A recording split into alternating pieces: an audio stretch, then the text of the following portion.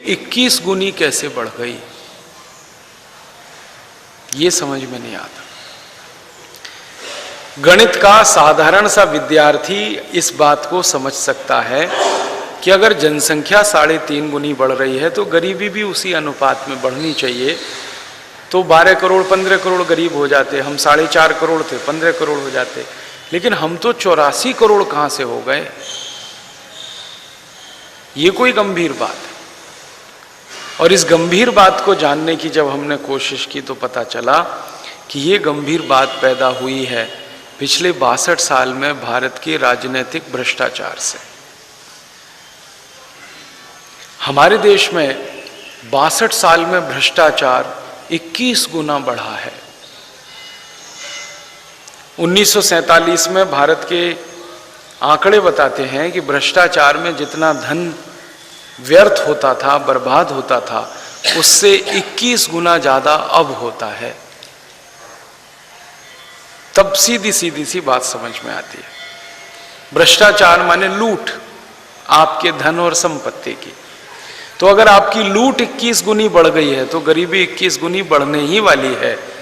तो इस देश की भ्रष्टाचार जो है वो गरीबी की समस्या का बड़ा कारण है।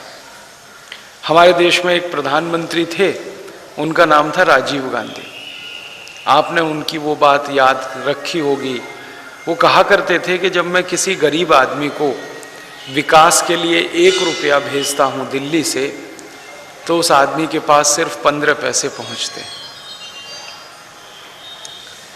और उन्होंने खुद कहा था संसद में कि बीच के जो 85 पैसे हैं वो हमारे नेता और अधिकारी मिलके खा जाते।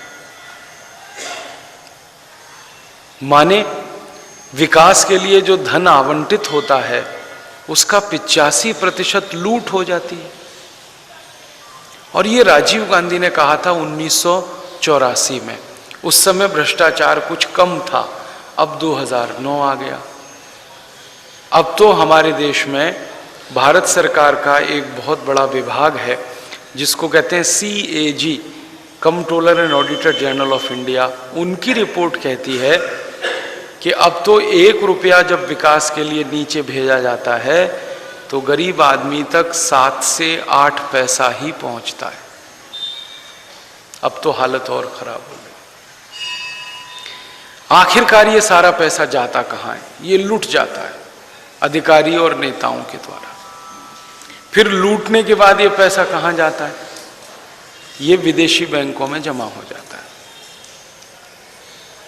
आप पूछेंगे जी कितना लूट जाता है? हमने एक दिन आंकड़े बनाए, सरकार के अलग अलग विभागों से इकट्ठे किए।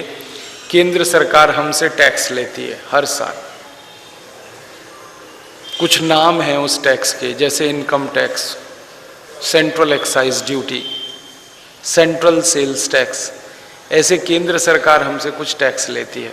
उसमें पूरे देश के लोगों से 6.25 लाख करोड़ रुपए इकट्ठा करते हैं वो।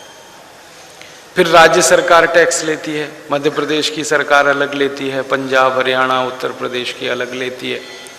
31 राज्यों की राज्य सरकार हर साल हमसे 12 लाख करोड़ का टैक्स इकट्ठा करती है कुल मिलाकर। फिर म्युनिसिपल कॉरपोरेशन टैक्स लेता है, नगर पालिका टैक्स लेती है। तो भारत देश में जितने म्युनिसिपल कॉरपोरेशन है करीब 14 से ज़्यादा है, 1400 से ज़्यादा है, 1400 से ज़्यादा वो टैक्स इकट्ठा करते हैं। और वो करीब 2.25 लाख करोड़ रुपए ले लेते हैं हमसे। तो म्युनिसिपल कॉरपोरेशन, राज्य सरकार और केंद्र सरकार तीनों मिलाकर 20 लाख करोड़ रुपए ले लेते हैं हमसे हर साल। मेरे जैसे लोग सरकार के अधिकारियों को पूछते हैं कि ये 20 लाख करोड़ का तुम करते क्या हो? कहते हैं जी विकास करते हैं इसका।